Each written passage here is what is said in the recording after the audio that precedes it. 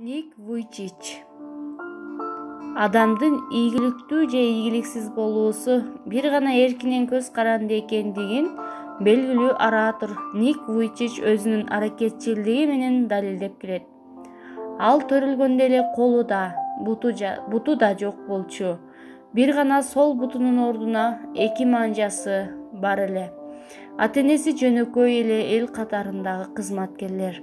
Уулу төрөлүп жатканда Никтин атасы көргөн көзүнө ишене албай, дарыгерлерден бир канча жолу эмнеге майып болуп төрөлүп калгандыгын сураган дешет.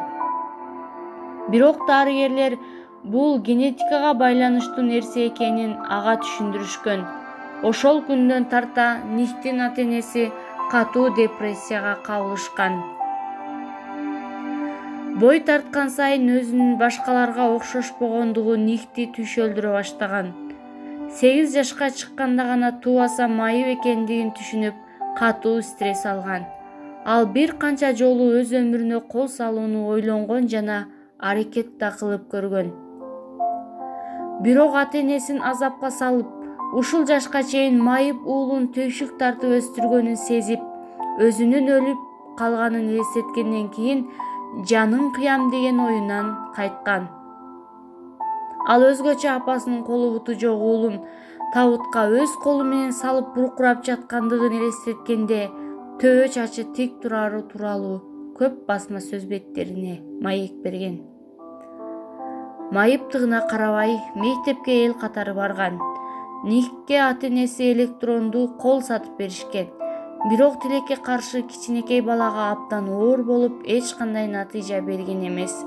Андан кийин ал өзүнүн төрөлгөндө берген кол сол бутунун ордуна эки манжасын колдонуп, жеке өзү тиш жууганды, телефонго жооп бергенди, жада калса компьютерди иштетип жазганды үйрөнгөн. Ата-энеси өкмөттөн орто мектепке окууга уруксат алышкан. Баланын классташтары жана теңтуштары Ник менен ойноону каалашкан эмес. Ошондой кыйынчылыктарга карабастан болгон күчүн жыйнап мектепке барган. Абдан жакшы окуган, жазганды билген. 7-классында класска башчы болгон. Кичинекей болгонуна карабастан кайрымдуулук акцияларына катышкан. Бир гана булар менен чектелбестен сүзгөндү, скейт тепкенди, компьютерди колдонгонду билген. Анын студент кезиндеги биринчи лекциясы аны атактуулугуна жол ачкан. Көп убактысында Кудай жөнүндө ойлогон. Ал эгерде мени Кудай ушундай кылып жаратса, демек мен Кудайга ушундай бойдон керекмин деп айтып келет. Ник Гриффит университетинин финансы бөлүмүндө студент болуп жүргөндө ага студенттердин алдына чыгып лекция окууну сунушташат.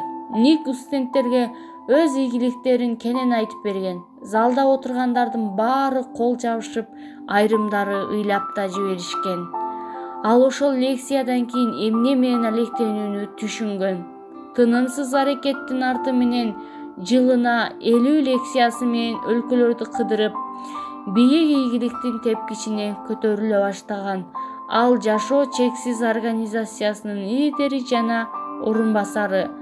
Бул организацияны жеке өзү ачкан. Ал өзүнүн кебинде адамдарга ишеним керек экендигин баса белгилейт. Ник Вуйчичтин бир канча китептери бар. Бүгүнкү күндө Ник Калифорния штатында жашайт, үй бүлөлүү.